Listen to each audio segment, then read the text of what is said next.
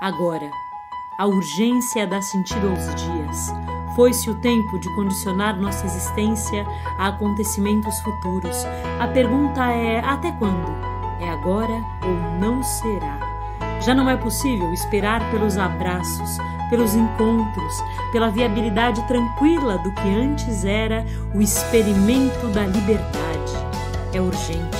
E ser tomado por isso é estar vivo. E que bom! Estamos vivos, respiramos a plenos pulmões. O ar entra como no olho o mundo, como na boca o beijo, como nas mãos o alcance do gesto. E é ali, na fresta dos muros, nos espaços vazios, nas lacunas, ali habitam as perguntas. É também pelas frestas que um feixe de luz alimenta o que ainda espera para nascer. É urgente.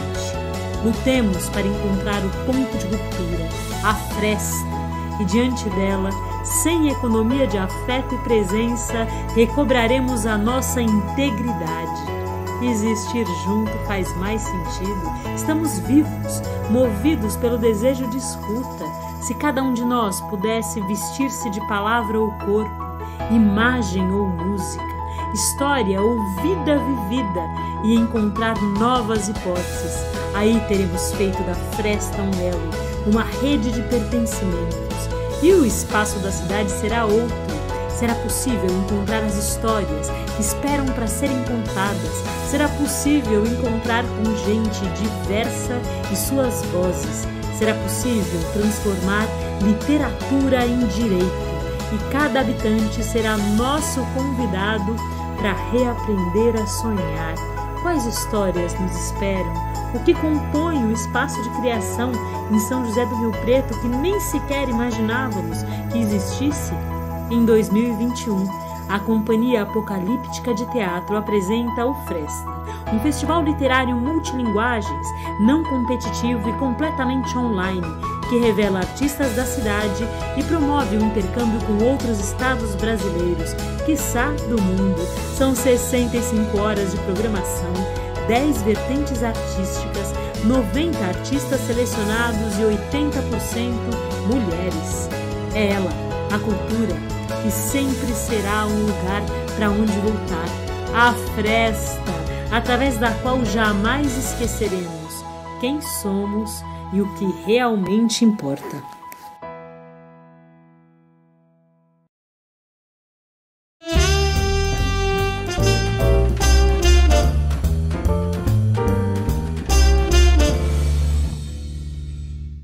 Quem vem conversar comigo agora, nessa edição do Fresta Sonora, é Nicole Aum. Nicole Aum faz parte do movimento Atreva-se, que acaba de virar livro, depois de ganhar muitas escolas brasileiras. Que movimento é esse? Bom, a gente vai falar sobre feminismo, violência, afeto, engajamento e uma vontade indescritível. Uma vontade incontrolável de mudar o mundo. Vontade essa que encontrou a palavra e virou ação. Vem ouvir porque tá bonito. Esse é o podcast do Fresta e hoje a gente vai conversar com uma pessoa que é muito minha amiga, queridíssima, que faz um trabalho importante, necessário, essencial. Eu não tenho nem palavras para descrever, é alguma coisa que esse mundo está precisando muito e a gente se transforma profundamente. Ainda bem que ela existe, ainda bem que esse movimento existe e que está cada vez mais mão na massa, está cada vez mais com o papel, a caneta em cima do lápis, porque está saindo o livro. Vem aqui, Nicole Aum, é você, minha querida. Seja muito bem-vinda. Que delícia aqui ser apresentada assim, já dá uma felicidade. Bom, minha querida, tem muita gente que não conhece o movimento Atreva-se, não conhece você. Eu vou, em vez de ficar lendo o seu currículo, eu vou pedir para você fazer uma audiodescrição sua e também me contar um pouco simbolicamente qual é o seu lugar no mundo, o que te move, o que te apaixona, o que te faz sentido, porque acho que a gente está num momento muito importante de criar novos sentidos e de acolher perguntas. Então, manda aí, Ni. Que delícia aqui. Bom, eu sou uma mulher branca, de estatura mediana, gorda pequena, de cabelo crespo, escuro, cabelo curto, uso um óculos dado por você, inclusive, Chiara, preto e Uhul! rosa. Uh! E hoje eu estou com um casaquinho de bolinhas coloridas. Na minha apresentação mais prática, eu vou usar a apresentação que eu usei no livro, que Manda bem. eu sou Nicole Aum, ativista feminista pelo movimento Atreva-se, mãe da Lina, artista de teatro, diretora artística e roteirista de eventos corporativos. Moro na roça depois de uma vida toda, ou quase toda, na Pauliceia.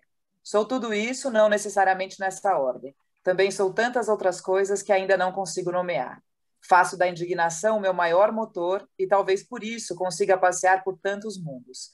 Também porque não tirei carteirinha de nenhum clube e faço com que minha luta caiba onde eu estiver. Muito bom, Ni, muito bom. Circular, né, minha querida? Circular, transitar pelos Circular, lugares. que é Talvez seja circular. uma palavra que, apesar de estar fora de moda nessa pandemia, porque está todo mundo sem circular, mas simbolicamente, através de todos os acessos possíveis, a gente precisa abrir escuta para as coisas que estão acontecendo e se posicionar. Conta um pouco do movimento Atreva-se, conta para quem está Ponto que ouvindo. o movimento Atreva-se ele surgiu em 2017 e ele nasceu de um grupo de WhatsApp. Olha que loucura.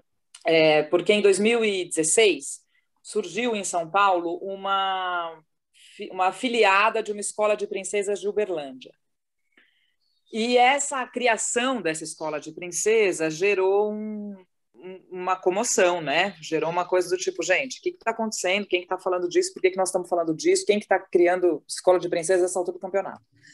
E aí, essa escola de princesa, ela se prestava a formar crianças a partir de 4 anos, 5 anos, não sei direito, para se comportar como mulheres, seja lá o que isso significa.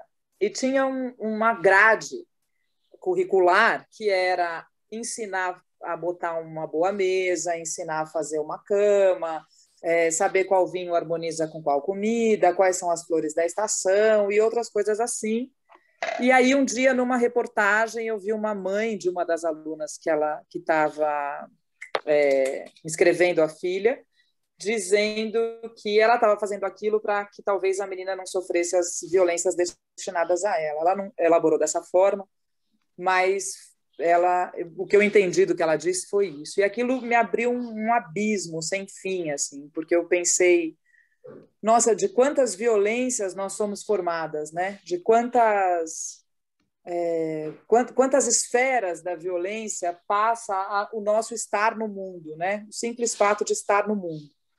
E aí esse grupo de mulheres começou a se organizar para a gente pensar alguma coisa que pudesse ser uma resposta a essa criação dessa escola. E aí teve uma ideia de fazer uma escola anti-princesas, um pouco no molde do Chile, mas o Chile tinha uma política de gênero muito à frente da nossa, não sei se tem ainda, mas essa discussão, né, da construção de gênero e tal já ocupava as escolas públicas lá, né? E aí eu falei, para mim não faz o menor sentido montar uma escola, enfim, né, criar as mesmas ferramentas para combater algo que a mim não faz nenhum sentido, né? E aí a gente se organizou num grupo pequeno, que hoje não é mais o grupo que está, né, atuando no movimento, mas a gente criou um jogo que se chama Nomear para Combater, e esse jogo a gente começou a levar para as escolas, que é um jogo de narrativa. Então, são 3 montinhos de carta, personagens, ambientes e situações. Cada grupo pega 3 cartas de cada montinho, aí precisa contar uma história que revele o machismo, depois uma história de combate ao machismo. E foi aí que começou. A gente já foi para mais de 40 escolas, já encontramos com mais de 4.000 alunos e alunas, e começamos assim. E, Ni, geralmente os alunos que fazem parte do movimento Atreva-se, no sentido de serem os co-narradores Os dessas jogadores, histórias, os jogadores, exatamente, eles têm quantos anos? Qual é a idade desses grupos? O que a gente faz presente para ensino médio, né? Então, a partir de 13 anos, assim, é a galera que a gente mais conversa. E conversa muito com o EJA, né? Aqui é Educação de Jovens e Adultos, que também é muito legal. Então, normalmente é isso, adolescentes e adultos, mas a gente já fez para criança aqui. o que foi muito divertido. A gente fez uma vez em Sorocaba, e aí tinha um menino de 7 anos, eu comecei a perguntar, gente, o que que é? Vocês sabem o que que é machismo? Tal, 6 anos o menino tinha. Aí esse menino levantou a mão e falou, eu sei, é quando o menino estufa o peito, assim, para cima da menina. Ai, que maravilhoso! Que maravilhoso, meu. Muito bom. Perfeito. Não, e a reação, as participações, os casos que acontecem quando o jogo é aplicado, jogado, enfim, quando ele está na roda com os adolescentes, aparecem coisas muito incríveis, né, Ni? A gente tem. Não, é brilhante que eu Me conta um caso o que desses. eu falo que quem está desanimado não trabalha com adolescente, porque adolescente é um negócio divino, assim, né? Então, eles andam com o abismo no bolso, né? E te joga o abismo para você cair. E aí teve uma vez, por exemplo, porque o que a gente foi percebendo, né? Qual era a nossa história? Qual é a nossa história? É criar ferramentas para que a gente consiga reconhecer e nomear o machismo do cotidiano, né? É muito isso que a gente vai falando. Como que essa estrutura maior, que é o patriarcado capitalista, atua sobre a gente no nosso cotidiano. Então, o jogo revela, né, muito mais do que as narrativas que a gente conta e tal, porque aí a gente vai, enfim, desenvolvendo as histórias, né? Então, por exemplo, a gente fala assim, sei lá, quando vai contar a história de combate ao machismo, sempre aparece um homem salvador. Então, ou o pai chegou na hora e mandou o abusador Certo. embora, ou o policial, ou o vizinho, né? E aí eu costumo falar isso. Falei, olha que loucura, nem quando a gente está inventando uma história, Ai, nem, uau! nem, nem no nosso imaginário, nem quando a gente fala, meu, vamos inventar a história que a gente quiser, nem assim O nós homem sai somos as desse lugar. heroínas. Exatamente, E aí tem muitas coisas, né? Tem uma vez que eu perguntei para eles, qual é a história mais difícil de contar? A história que narra o machismo ou a história que combate o machismo? Aí uma menina falou assim, que combate. Aí eu falei, por que é mais difícil? Ela falou, porque aqui a gente narra, a gente lembra, né? Aqui a gente Uau! combate, a gente precisa inventar. Perfeito, porque Ah, são muitas memórias, né? A gente tem, é, desde a mais tenra idade, registros dessas experiências que é, colocam as mulheres num lugar muito ruim, muito muito depreciativo, fragilizado. muito E isso fragilizado. que isso é muito legal, porque quando a gente começou a trabalhar nas escolas, o que a gente foi entendendo? Que a gente precisava criar uma metodologia para que conceitos muito cabeçudos do feminismo, né? Porque é uma literatura vasta, complexa, né? Eu costumo dizer que o feminismo é uma ferramenta para derrubar o patriarcado capitalista. Então tem metodologia, tem sistema, tem um pensamento estruturado. Então enfim, é complexo para caramba. E eu falei, como é que a gente traduz esses conceitos, né, para o cotidiano, assim? Então, uma das coisas que a gente mais percebeu trabalhando o jogo é a importância da gente falar sobre afeto e violência, porque é um número assustador de meninas e mulheres e jovens mulheres que relatam as violências que sofreram, né? São muitos. Eu costumo dizer que teve uma vez que a gente fez 4 jogos numa escola e a gente saiu com mais de 80 relatos de mulheres abusadas. Então, Uau! não, né, não é algo individual, não é algo que aquela mulher deu azar, não é algo sistêmico, é algo que a violência sobre a mulher ela está legitimada dentro da nossa ideologia vigente, né? Então a gente falou assim, como é que Basta lembrar a quantidade de mulheres que morrem por minuto, que eu já nem lembro mais qual é esse número. exato, é um número altíssimo. A gente tem, por exemplo, de violência, de feminicídio, no mínimo uma mulher a cada 2 horas. Quer dizer, é bizarro, né? A gente está vivendo de violência, mulheres que sofrem violência não tem nem como calcular. O que estupro, uma mulher a cada 18 minutos. Uau! Nossa, É muita coisa. isso no Brasil, esse Isso no número. Brasil, que E, é uma coisa. Quer ver? Eu tenho até aqui no livro, eu tenho uns dados. Espera aí, que eu vou pegar aqui. dá esses dados para a gente, porque isso é muito Eu importante. dou. Os Existe dados ainda, são. existe ainda uma conversa de que os homens também sofrem abuso. Não, não, não, isso não é nada. Não é tão, isso É, é mimimi. As mulheres querem é. se sobrepor aos homens. Vamos do começo, gente. Vamos do comecinho, do Vamos do ponto começo. zero. O feminismo É, não é as mulheres se sobrepondo aos homens. É um movimento que quer igualdade de direitos e fim dos abusos, que são muitos, e das mortes, e de toda uma Exato, estrutura patriarcal que coloca a mulher nesse lugar fragilizado em várias instâncias. Então, tem um os números trecho são aqui. fundamentais. Manda lá. No Brasil, uma mulher é estuprada a cada 8 minutos. Um jovem negro é assassinado a cada 23 minutos. É o país que mais mata pessoas trans e travestis e o segundo de maior desigualdade social no mundo. Uau! É o segundo de maior. O segundo. Esses dados são antes da pandemia, Oni? São antes da pandemia, aqui. Porque certamente isso se agrava agora nesse momento de um jeito... Porque só piora, né? Aqui. Só piora. Bom, e aí no livro tem todos os dados e tudo aonde buscar, todas as referências, onde está tudo. Tá? Perfeito, lindo. E aí o que a gente foi entendendo sobre isso, né? Pensar um pouco sobre isso. Qual é ao que o feminismo vem, né? Então, quando a gente fala assim, não, a gente luta por uma igualdade de gênero, que é verdade, mas essa igualdade de gênero é algo muito complexo da gente conquistar dentro de uma lógica de uma ideologia vigente, que a base é a exploração, né? Então, a gente vem falando muito sobre isso. Eu acho que é uma ferramenta política. Enquanto for quem pode mais, tripudia mais o outro, essa questão da igualdade, não tem igualdade, é uma utopia, né?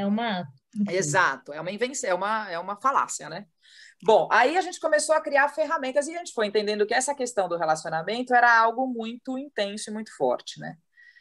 E aí a gente criou uma fala sobre violência e afeto pautada nas histórias das princesas, e isso foi muito legal, porque a gente consegue chegar nas pessoas, né? Porque todo mundo conhece as histórias das princesas todas, e a gente conseguiu subverter o olhar para as princesas e entender como que as princesas chegam na gente com uma maneira de naturalizar as violências, né? Então, por exemplo, a gente criou uma história, a gente reconta a história da Bela e a Fera. Posso contar aqui rapidinho? Opa, por favor. Então, por exemplo, qual que é a história da Bela e a Fera que eles querem que a gente veja? Que o amor supera qualquer obstáculo, que a beleza não importa, a aparência não importa. E no fundo ele é uma boa pessoa, apesar de manter ela em cárcere privado. Isso, que no fundo ele é uma boa pessoa e tal. Primeiro que a aparência que não importa é a dele, né, porque ela é bela. Então já é a primeira falácia. Bom, não, a história o pai da ela Bela... não fosse adequada, nem em cárcere privado ele manteria, certo? Exatamente, nem em cárcere privado ele manteria. Em situação pior. Isso é uma coisa que a gente pensa, mas o Shrek, por exemplo, faz de outro jeito. Olha que loucura. O Shrek, a Fiona, precisa se tornar uma ogra para ficar com ele, porque é a natureza dele que precisa imperar, não a natureza dela. Então, ela não pode ficar como uma princesa e ele como um ogro. Ainda assim, ainda no Shrek, que propõe uma narrativa desconstruída dessa lógica, ainda assim, ela precisa atuar como ele suporta. Certo, ela se iguala a ele e fica adequada. Isso. E vamos que vamos. E vamos que vamos. Bom, aí o pai da Bela, ele é jardineiro, sei lá o que ele vai lá cortar a grama na casa da fera e se encanta por uma flor, corta essa flor e manda essa flor para casa. Ele fica puto, a fera fica doido e tranca o pai da Bela dentro de casa. Aí a Bela, que está se sentindo desprotegida e desregulada, porque o homem é o regulador do Estado, né? É ele que dá ordem às coisas dentro do patriarcado capitalista, é a partir daquele corpo que o ambiente é regulado, tanto na ausência quanto na presença. Ele fala, Nicole, não viaja, isso aí é um conto de fato. Você fala, pois é, corta a cena, o vice-presidente, antes de ser vice-presidente, diz 54% dos lares brasileiros são desregulados porque não tem a presença de um homem, são as mulheres que capitaneiam esse lar. Então, o que ele está dizendo? Que um lar que não tem um homem como regulador é um lar desajustado. Vamos lembrar daquelas frases? Seu pai não vai gostar disso, se seu pai tivesse aqui, isso era diferente. Isso, esse lar falta um pai e tantas outras coisas. Quando seu pai chegar, você vai ver. Que invalidam para o seu pai. Que invalidam exatamente. Que invalidam a mulher sustentando essa casa, cuidando desse filho. Isso, justamente. Não. E assim, a responsabilidade do lar desajustado, mesmo nesse absurdo, é dela, não dele que foi embora, né? A responsabilidade é dela. Ai, que é muita Ela que violência. não segurou o seu homem, veja só. Isso, ela que não segurou esse homem, exatamente. Bom, aí a Bela, desesperada porque o lar dela está desregulado, bate lá na casa da fera e fala assim: vamos fazer um acordo? Você solta o meu pai e eu fico no lugar dele. A fera, muito benevolente, diz: claro, pode entrar. Muito bem. Troca. Esta menina é trancada em cárcere privado, num castelo maravilhoso, onde todas as coisas estão a serviço dela. Ela pode ler, ela pode ouvir música, ela pode dançar, só que ela está sozinha, sem nenhuma das suas redes de afetividade, né? Tudo foi rompido. E ela começa a falar: bom, preciso fazer amizade, né, gente? Aí começa a olhar para aquilo tudo e fala: vou ficar amiga do Bully, vou ficar amiga da Xícara, vou ficar amiga do Candelabro, vou botar nome para ele, o nome dele vai ser Lumière, enfim. E aí começa a conversar com as coisas, não tá bem, né, que não tá boa da cabeça. Não ficou bem. Aí, depois de ir lá conversar com toda essa turma, ela resolve fazer uma festa. Ele fala: ai, gente, vamos dar uma animada aqui nesse rolê e uma festa. Ela, ele, o Bully, a lareira, a xícara e o candelabro. Aí eles vão fazer uma festa, ele dá um vestido muito bonito para ela. Num determinado momento ela olha para ele e pensa: bom, gente, não tem tu, vai tu mesmo, né? Tô aqui sozinha nesse coisa, sei lá quanto tempo. E cria uma fantasia na cabeça dela que ela se apaixona por ele. Quando ela se apaixona por ele, ele deixa de ser a fera e se transforma num príncipe maravilhoso. Eles são felizes para sempre. O que eles estão nos contando? Que a responsabilidade de transformar essa fera, esse homem que é um sequestrador, que trancou em cárcere privado, que tirou todas as redes de afeto dela, que deslocou ela de toda a condição de sujeito, que acabou com ela, a responsabilidade dele se tornar um homem possível é dela. Então, se ela ama o suficiente, aquela violência não existe mais. Então, o que eles estão contando para a gente? Que a responsabilidade por seu algoz ser o seu algoz é sua. É porque você não ama o suficiente. Se você amar o suficiente, ele deixa de ser um algoz e passa a ser um homem possível. Então, se ele ainda te bate, se ele ainda te ofende, se ele ainda te trai, se ele ainda te subjuga, é porque você ainda não ama o suficiente. Terrível, terrível, terrível, terrível. Terrível. Não, e ele proíbe de ver as irmãs, né? Tudo. Ele rompe todas as redes, né? Sim. E aí a gente foi fazer... Desculpa. Isso parece tanto as histórias de abuso que a gente ouve por aí. Isso é desesperador. É desesperador. E isso é contado para meninas tão pequenas e muito romantizado. Novinhas. Romantizado de um jeito, quando elas ainda estão aprendendo a sonhar, aprendendo a buscar referências, é cruel demais. Isso é ainda muito cruel, é um projeto. Isso é chamado de conto clássico, conto que o tempo fez prevalecer. Só fazendo o adendo, eu vejo muita crítica, a crítica desses contos, dizendo não mexam nesses contos, eles são sagrados. Os antigos já contavam, mas espera aí, gente, os antigos fizeram guerra, os antigos fizeram massacre também. Os antigos não são uma entidade indiscutível. Que antigos são esses? Antigos de qual tempo? E é muito curioso porque quem faz a crítica dos contos de fada, são quem? Os homens brancos. Eu não vi uma mulher fazendo essa crítica e eu não vi uma mulher negra fazendo essa crítica, nem mesmo um homem negro fazendo essa crítica. Então é irônico, porque são os homens brancos de uma sociedade patriarcal, branca, que não querem que mexa nos contos sagrados. Opa! Porque eles mantêm, né, que os estados de poder e controle, né? Aí, quando a gente começou a pensar nos contos de fada e chegar nisso e nessa estrutura, a gente começou a entender também que a gente precisava revelar a narrativa, né? Qual é a narrativa que sustenta a gente? Porque toda a nossa experiência de vida, ela passa pela narrativa, né? Que nós somos seres culturais e a gente vai tentando contar a história sobre tudo que a gente vive. Eu costumo dizer que um exemplo bem didático disso é quando você vai assistir uma peça que você não entende nada ou um filme que você não entende nada. Você fica lá tentando criar uma história que faça sentido e buscando provas de que aquela sua história que está criando na sua cabeça está certa, né? Você não passa por aquela experiência sem tentar narrar aquela experiência, né? Sim. E aí a gente foi entendendo um pouco isso. Então, qual era a história qual é a narrativa que sustenta a gente e quem que conta essa narrativa? E aí a gente chegou justamente nesse lugar que você está dizendo, que é a narrativa do homem branco, né? Então, por exemplo, uma das grandes discussões foi, mas esse texto é arquetípico. Aí você vai ler o Fanon, por exemplo, ele diz, olha, gente, o arquétipo do Jung é branco.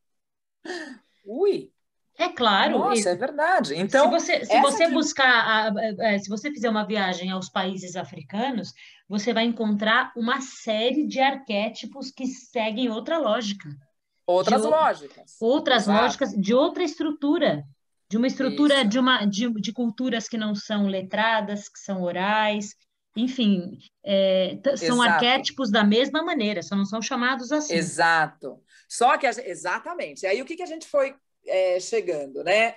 Como traduzir também para a turma que a gente estava encontrando nas escolas essa dimensão da branquitude, né? De que a branquitude também é uma identidade. Porque tem-se no imaginário que a branquitude não é uma identidade. A branquitude é universal. Por que a branquitude se entende como universal? Porque toda tradução de experiência da vida que a gente recebe, ela vem através de um homem branco. Como assim? Então, a gente começou a fazer essas perguntas para eles. Quando a gente pensa em física, a gente pensa no Einstein. Quando a gente pensa em biologia, a gente pensa no Darwin. Quando a gente pensa em psicanálise, a gente pensa no Freud. Quando a gente pensa em inconsciente, a gente pensa no Jung. Quando a gente pensa em tarô, a gente pensa no Jodorowsky. Quando a gente pensa em balé clássico, a gente pensa no Mikhail Baryshnikov. Quando a gente pensa em mitos, a gente pensa em Grécia, em mitologia grega. Quando a gente... Tudo. E aí, o que a gente começou a perceber? Que essa manifestação, existe um corpo que manifesta o poder do patriarcado capitalista. Esse corpo é um corpo branco, masculino, cisgênero, heteronormativo e, se não rico, influente, né? Então, esse corpo ele não tem o poder em si, mas ele representa o poder. E aí, com essa fala, a gente foi... eles foram começando a se perceber sujeitos da história também, né? Quando você diz, existe uma sensação de vida que nós estamos vivendo, que é uma sensação de vida narrada por uma única perspectiva, que é essa perspectiva do homem branco, cis, hétero, tarará, tarará. Se a gente criar outras perspectivas, a gente vai viver nas fricções das narrativas, né? E talvez a gente viva uma experiência mais potente de vida do que esse facsímile de vida que nós estamos vivendo, né? Que é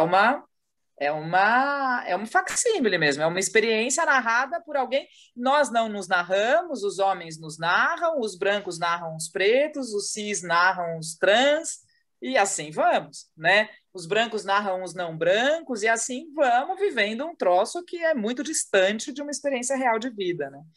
E aí o livro que eu escrevi veio um pouco para botar todo esse pensamento que a gente conseguiu chegar até 2021, né? Que eu falo, gente, esse negócio de escrever livro é uma coisa bizarra. Eu já tenho umas coisas lá que eu já nem sei se eu concordo ainda. Não, assim que o livro fica pronto, você já tem a segunda versão. Até agora, você já tem a segunda... livro, que é o Nomear para Combater, uma tentativa de organizar a raiva para virar pensamento, que passa por essa questão da construção da identidade da branquitude, passa por essa coisa da narrativa da ideologia vigente, passa pelo afeto e violência, passa por uma ferramenta que a gente entende nos feminismos, que é possível a gente subverter a lógica, né? Então a gente vive numa lógica que o lucro é o centro das nossas relações, e a gente propõe que, se a gente tirar o lucro do centro das nossas relações e colocar o cuidado, o que vai acontecer com o mundo? Né? Que mundo novo é possível a gente construir a partir de uma mudança simples de paradigma, talvez. Não, e agora, nesse momento, o que a gente vive é exatamente isso. Ou o mundo começa a pautar o cuidado e a recolocar as questões de poder, ou a matança vai ser geral, porque a gente vive uma pandemia que não vai escolher. Quem é rico não está livre de morrer. Não poder circular é uma restrição para quem tem todo o poder muito complicada. As ordens financeiras estão todas sendo recolocadas. O que é tempo, o que é trabalho, o que é expectativa de vida. o que que é fronteira, Exato, tá tudo sendo questionado. Então, esse livro vem num exato, momento, que Ni, onde as perguntas estão pulsando, onde é estão essencial. pulsando. É, Ai, não, que bom que não adianta pensar, não, daqui a pouco essa pandemia acaba, gente, virão outras. E virão outras, e outras, e outras, é só o outras, começo do fim. eu vejo muito um discurso de, ai, não, isso foi antes do fim do mundo, isso foi antes do começo do mundo. Gente, o mundo não acabou, não. O que está acabando é o mundo Exatamente. branco, capitalista, Isso, patriarcal. Esse está em crise. isso, E assim, eu posso dizer, isso. esse está com a bunda de fora na janela, porque a gente está vendo sua pior face. Sua pior face, que Tá, tá, exatamente. Tá difícil acordar todos os dias. Eu tô aqui em Portugal, tá difícil ler as notícias do Brasil, porque a gente está vendo a pior face. É um mundo que tem vacina e não quebra a patente. A vacina é para quem É. pode pagar. É, no Brasil não se comprou vacina. Isso para nem não vou nem começar a falar do governo Bolsonaro, porque senão a Não, gente desce ladeira porque abaixo demais. exatamente, precisa de mais 8. É isso. E Talvez aí, seja por exemplo, oi, desculpa aqui. Talvez seja a representação do homem branco no poder abusivo de um jeito que a gente nunca A imaginou pior, né? que fosse tão Total, que rápido eu e também tão acho. grave. E que tem um fã-clube, né? Tem um monte de capanga, né? Eu costumo falar isso, assim, que existe os capangas do patriarcado capitalista, né? O estuprador, por exemplo, é um capanga. Essa agente negacionista é capanga, né? É o restolho, é aquilo que é o que tem de pior, né? Dessa ideologia vigente que se coloca como poder, né? Eu costumo falar isso. Eu tenho uns amigos que falam assim: ai, Nicole, você ainda conversa com homem branco? Eu falo, mas por quê? Você acha que você é o patriarcado? Só para eu entender. Porque se você acha, se o patriarcado é você, menino, tá resolvido o problema, né? Você não é o Não, patriarcado. exatamente. Não, e Você é uma... tem uma fala que você faz, Nick, que é muito potente e que, para mim, fez muito sentido.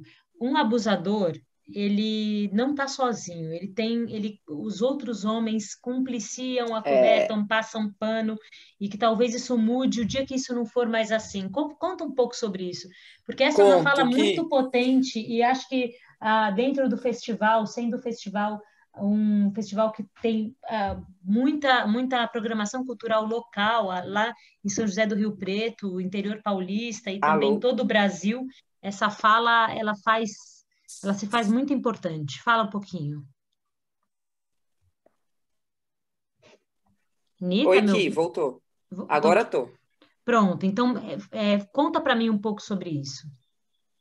O Ki, a gente fez um mantra com os meninos na escola. Só os meninos que podem cantar, que é assim: eu sou responsável pelo meu amigo bosta. E a gente faz todos os meninos cantarem esse mantra. Por Ai, quê, que Ki? maravilhoso isso! Porque o que acontece? A gente vive numa lógica sistêmica, só que a mulher sofre aquilo individualmente. Então, o que é isso? O homem é violento sistemicamente e a mulher sofre o abuso individualmente. Por quê? O abuso ele não é contado. O abuso ele é guardado, o abuso é como se fosse uma falha dela, é como se ela tivesse errado, é como se ela tivesse com a roupa errada no lugar errado, é como se a roupa dela fosse responsável, né? A gente costuma dizer, olha, o dia que a gente jogar um vestido curto aqui no centro da sala e esse vestido estuprar uma menina, a culpa é do vestido. Do contrário, a culpa é de quem estuprou. Com Ponto certeza, final. exatamente. Né? O dia que a gente jogar esse vestido pular no pescoço de alguém, estuprar esse alguém, aí a culpa é dele. Se não, não. Né? Então, o que a gente foi contando para eles? Quando um homem bate, todos os homens batem. Quando uma mulher apanha, todas as mulheres apanham. E isso não é misticismo. Isso é um pacto social que existe entre um corpo que detém o poder de quem pode bater e um corpo de quem detém a dimensão de que merece apanhar. Então, a gente vive um pouco nessa fronteira, né? E aí o homem que não bate diz, não, mas eu não bato, eu não estupro ninguém. Aí eu digo para ele, o que você quer? Um abraço, um biscoito? O que você quer? Por que você não bate e não estupra ninguém, né? Porque quando o seu amigo bate, e se eu sei, quando eu entro numa escola quem é o menino abusador da turma, e não é que eu sei porque eu sou vidente, eu sei porque é evidente os signos de poder que aquele menino carrega no corpo. Com certeza. Então é muito fácil reconhecer quem é o abusador, né? E eu costumo dizer isso, se eu, que acabei de chegar, já sei quem é o abusador, não é possível que vocês não saibam. E por que a gente não rompe esse pacto com o abusador? Porque o abusador, ele quase exerce uma função na qual ele tem direito. Porque socialmente a gente aprendeu isso. Então o cara diz assim, não, eu sei que ele foi horrível com a mulher, mas ele é meu amigo, ele é um cara que eu gosto muito. Né? A gente ouve isso muito. Falei, então, enquanto foi isso, ele está autorizado a violentar. Porque a mulher, ela perdeu a rede, né? É a Bela lá dentro do castelo. Ela perdeu a rede, ela parou de trabalhar, porque ela está chegando em casa cada dia com um olho roxo, né? Chegando no trabalho, ela começa a ficar com vergonha. As pessoas que estão próximas começam a abrir mão, porque ela conta que ela foi violentada. Aí a amiga diz, sai dessa relação. Aí ela não sai, aí ela continua sendo violentada. Por quê? Porque é muito fácil você se livrar da violência, o difícil é você se livrar do afeto.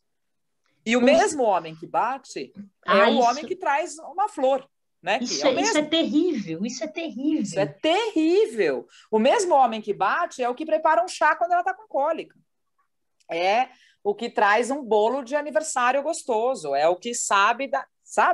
Então, esse ciclo da violência é um ciclo muito difícil de romper, porque ela está sozinha quando ela rompe. É um pouco a Moana, né? Que também vão tentando criar na nossa cabeça que existe essa possibilidade de você, sozinha, romper tudo que te sustenta. É a Moana, é a Frozen, é a Valente, né? Então, é você. Se você quiser, você sai de uma relação abusiva.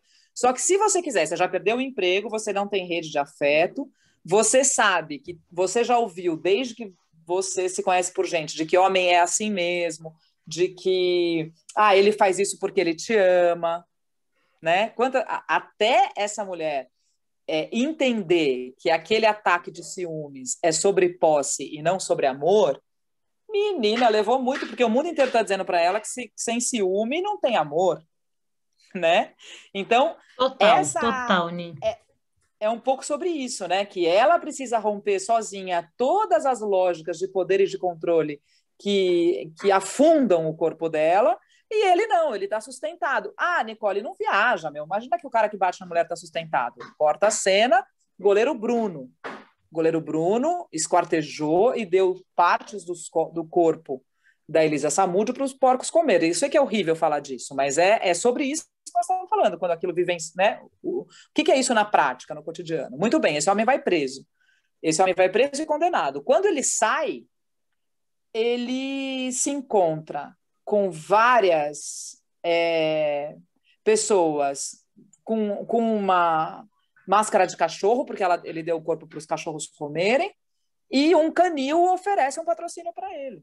Nossa, o que eles estão dizendo para a gente? O que eles estão dizendo para a gente? Que tudo bem ele ter feito isso, não importa. Banal, uma banalidade qualquer. É uma banalidade. Nossa. É uma bobagem. E mais do que isso, você toma cuidado para o seu corpo não ser esquartejado, porque isso é sobre você e sobre as suas escolhas, entende? Ele esquartejar e matar é o que se espera dele. Não, e o Canil patrocinar isso é assim, é bater palma. É bater palma, é rir da nossa cara. É assinar embaixo. Né? Exatamente. É horroroso, Ni. Esse é um exemplo bem explícito de coisas que acontecem de maneiras muito sutis no cotidiano. Exato. O tio abusador que vai jogar futebol com os amigos no final da tarde, no sábado, sabe? E que tá ali no churrasco, tá ali dividindo a cerveja, todo mundo sabe, ninguém fala, né? Isso, e que a mãe fala às vezes, né, filha, não comenta nada, porque vai criar um clima aqui horrível. É muito comum, né, porque as relações de afeto, elas também são muito frágeis. Então, por exemplo, pensando no ponto de vista da branquitude, quando a gente fala assim, uma mulher preta é uma mulher lasciva. Isso é um conceito que interessa a nós ainda hoje como mulheres brancas. Por que interessa a nós como mulheres brancas? Porque o fato da mulher preta ser lasciva por natureza, esse absurdo, faz com que o nosso tataravô não seja um estuprador. Porque se a mulher preta não é uma mulher lasciva por natureza, o nosso tataravô é estuprador, entende? Com certeza. Então, Não, e essa essa dimensão... conversa, ai, que bonito o Brasil miscigenado. Não foi bonito, Isso! gente. Não foi bonito, Não é não. bonito. Foi fruto Não de é bonito, é sobre estupro, estupro. sobre Exato. abuso de todo tipo de natureza, sobre dizimação da cultura do outro. Não foi bonito e não é uma coisa trivial e uma miscigenação que mistura os povos. Misturar é uma coisa, estuprar é outra. Bem Exatamente. diferente. Esses dias, aqui na escola da Lina, mandaram uma lição que era a catira nasceu do encontro dos portugueses com os indígenas. Aí eu mandei para a escola, falei, olha, não teve encontro, viu? Teve chacina, genocídio, é isso que teve. Não teve encontro. Não dá mais para a gente chamar de encontro. Não, por favor. É muito duro, Ni, é muito duro, e ao mesmo tempo, ai, Ai, é gostoso demais te ouvir, porque é isso, a gente precisa encontrar palavras para lidar com esse é, asco e para preparar as pessoas que estão vindo aí, as crianças, as meninas, os jovens, para se fortalecer, para construir um outro olhar, exato, que entende? o que eu queria dizer de uma ferramenta que tem, que dá para a gente usar no cotidiano, porque eu costumo dizer isso, né? Quando a gente começa a falar disso, parece que a gente não tem acesso, né? Que a gente não tem o que fazer. E a gente tem o que fazer. Uma sugestão que eu dou é que a gente comece a dividir o ordinário. O que é o ordinário? O cuidado do dia a dia, o rame-rame, né? Que é lavar a louça, passar o pano na casa, é, cuidar do jardim, fazer comida, ver se a filha está bem vestida, se está com frio, se está com fome, se está com calor, se está limpa, se está...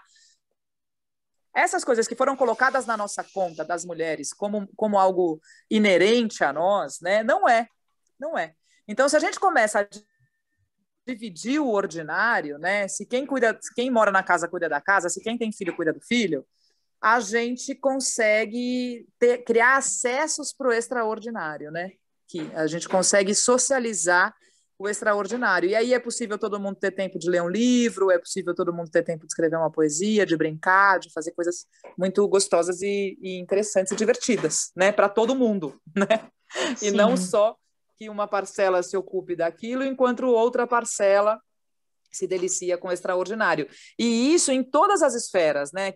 Porque quando a gente fala, por exemplo, de igualdade das mulheres, muitas vezes as mulheres brancas estão em espaços de controle e de poder e estão subjugando uma mulher dentro da casa dela para cuidar do ordinário dela, né? Então, se a sim, gente sem socializar o dúvida. noro ordinário, o extraordinário está ao alcance de todo mundo. É uma mudança didática, rápida e muito eficiente, eu acho. E talvez seja necessário levar as últimas consequências, né, Li? Sim, Que discurso é esse e como é que isso se apresenta? Não dá para continuar mantendo as velhas estruturas dentro da sua casa, velhas estruturas de poder e sustentando um discurso no qual você diz outra coisa. Isso assim, né, Lia? A gente está isso, falando das pessoas brancas, privilegiadas, que podem fazer essa discussão. Acho que a gente tem isso, a emergência, a urgência agora da fome e de uma é isso, situação emergencial, de uma situação de muito sofrimento, no qual os ordinários estão, que já deviam estar garantidos e exatamente, divididos, estão, é, assim, é descendo o ladeira horror, abaixo, é o horror. Então, como é que a é o gente horror. faz para fortalecer essas redes e para garantir o mínimo? E para É olhar para o isso que outro e para é isso. E quando eu falo de dividir o ordinário, que é no cotidiano, mas é em tudo, né? Porque se o presidente da multinacional precisar limpar a sua própria privada, não vai dar tempo dele explorar a quantidade de gente que ele explora. Sabe? exatamente, Existe exatamente. uma. É possível a gente revolucionar o mundo se a gente tirar o lucro do centro das nossas relações e colocar o cuidado e o afeto. É muito Sim. grande mesmo. É um passo pequeno e muito profundo, né? Sim, e talvez a gente se lembre de coisas importantes, sabe, Nick, que a gente já sabia, até mesmo enquanto brasileiro. Eu tenho acompanhado o trabalho da Priscila Giacomo, que faz uma pesquisa sobre o sagrado e o riso. E ela conta de um Sim, encontro que ela teve com dois grupos indígenas. Era um grupo de palhaços brancos e palhaços indígenas de etnias diferentes. E aí, certo. depois do encontro, do debate, os indígenas sugeriram que cada um cantasse sua música e dançasse sua dança. Então, o primeiro grupo se apresentou, o segundo grupo se apresentou, e quando chegaram os palhaços brancos, eles não tinham É. nenhuma música e nenhuma dança. E aí, constrangidos pelo silêncio, uma palhaça puxou o refrão do Frozen: livre estou. Sim. É, enfim, e depois disso, ela disse que foi um constrangimento ainda maior, porque a gente só lembra uma música chiclete americana que nos foi descida a Uhum. goela abaixo e a gente vai se afastando cada vez mais de saber quem a gente é, saber o que é a nossa cultura, o que a gente produz de conhecimento, o que nos importa, porque a gente foi deixando que essa rede se esgarçasse cada vez mais. Exatamente. Nesse sentido, reconhecer, aprender a amar quem você é e entender as suas referências como referências válidas é muito importante. E nesse sentido, o que é ser uma menina hoje, o que é esse feminino, o que é a história das mulheres da sua família, e como é que essa história vai estar daqui a um tempo, daqui a outras gerações, quais são as perguntas que você precisa colher hoje para que você consiga construir outra narrativa, mas principalmente você esteja à frente dessa narrativa, né, acerca Exato, que é. da sua situação e de você no mundo.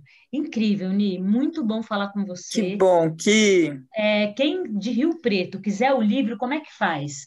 Ou quem o que do Brasil estiver tá à assistindo, venda em todas as plataformas. Você consegue achar pela Amazon, pela Livraria Cultura, pela Um Livro. Ela foi feita pela plataforma Um Livro, que é uma coisa muito legal. Eu quero falar disso, que é um jeito de você fazer livro por demanda. Você não precisa mais gastar aquele dinheirão imprimindo 1 milhão de livros. Então, é um jeito novo de pensar publicação de livro que eu achei incrível, que é você compra Um Livro, imprime o seu livro e te manda. É muito maravilhoso. E aí ela distribui também para várias lojas. Então ela está em todo esse mercado digital e também pela umlivro.com.br.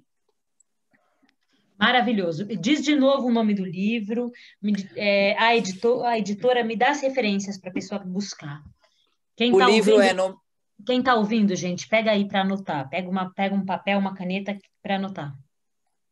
Nomear para combater, uma tentativa de organizar a raiva para virar pensamento. Está saindo pelo selo do Atreva-se. A editora que editou esse livro é a Claraboia, da minha parceirona Tainá Bispo, que também tem livros incríveis. É Maravilhoso, isso. Nê. E se alguém das escolas, seja em educação remota, seja em presencial mais para frente, quiser conhecer o Atreva, se quiser chamar vocês, quiser que o jogo chegue na sua escola, como é que faz? A gente está no Insta pelo Movimento _ Atreva-se. A gente tem um site que é movimentoatreva-se.org.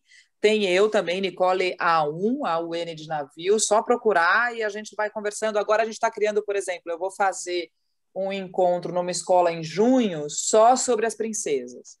Então, o jogo é difícil da gente jogar online, porque ele enfim, ele precisa de uma dinâmica presencial, mas a gente consegue criar outras maneiras de estar nas escolas. É só procurar a gente que a gente vai com todo o prazer do mundo. Maravilhoso, gente. Escutem esse podcast de novo, peguem as referências, busquem o Atreva-se e venham fazer parte do movimento no sentido de divulgar e no Isso sentido de mesmo. fazer interlocução, porque é muita potência no momento em que a gente precisa demais. Ni, É. adorei falar com você, minha querida. Um Tem beijo mais uma grande. coisa aqui Diga, que eu meu queria amor, diga dizer, lá. que é o podcast do Atreva-se, que a gente Sim! está, não é? A gente criou um podcast, que inclusive você é uma das entrevistadas, já vai para o ar, onde a gente convida uma mulher que conta sobre um livro de outra mulher que gerou um abismo nela, e a gente vai falando sobre esses abismos entre leitora e escritora. E aí a gente também está no ar no Spotify, no Deezer, no YouTube, tem todos os. A gente já está na segunda temporada e tem todos os episódios. A gente entrevistou um monte de mulher, tem um monte de conversa deliciosa para ouvir. Maravilhoso. Atreva-se. Também tá como Atreva-se, certo? Isso, o podcast do Atreva-se. Perfeito. Um beijo, meu amor. Muito bom falar com você. Beijo, amor. Obrigada. E venha acompanhar aqui a programação do festival. Tem muita coisa legal acontecendo, muita coisa local acontecendo. E eu estou esperando meu livro chegar. Maravilhoso. Um beijo, minha querida. Até mais. Ai, que delícia. Vida longa. Beijo. É o primeiro de muitos. Um beijo. O podcast Fresta Sonora acontece dentro da programação do Festival Fresta, que é uma organização, produção e idealização da Companhia Apocalíptica de Teatro. O Festival Fresta foi um projeto contemplado pela Lei Aldir Blanc Municipal, Lei de Emergência Cultural número 14.017, edital de junho de 2020 da cidade de São José do Rio Preto. Esse podcast tem apresentação e entrevistas Kiara Terra, sim, eu mesma. A edição é de Rico Pereira e a produção da Companhia Apocalíptica de Teatro.